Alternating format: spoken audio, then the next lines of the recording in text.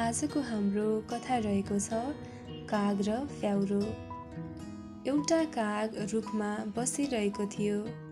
त्यस कागका मुखमा मासुको एउटा चौटो थियो। परबाट एउटा फ्याउरो आइरहेको थियो। फ्याउरालाई भोक लागिरहेको थियो। त्यस फ्याउराले कागलाई देख्यो। त्यसले कागका मुखमा रहेको मासुको चौटो पनि देख्यो। फ्याउराले त्यो मासु आफै खाने विचार गर्यो। फ्याउराले कागलाई भन्यो, काग भाइ, तिमी धेरै राम्रा छौ। तिम्रो चुच्चो राम्रो छ, तिम्रा पखेटा राम्रा छन्। तिमी त उडेर यता उता जान पनि सक्छौ।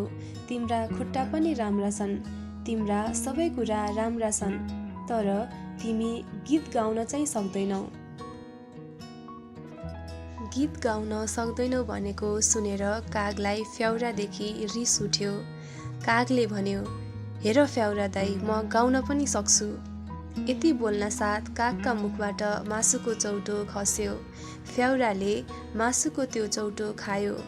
फ्याउराले हाँस्दै भन्यो, काग भाइ, तिमी त गाउन पनि सक्ने रहेछौ। यति भनेर फ्याउरो हिँड्यो। काग चिल्ल पर्यो।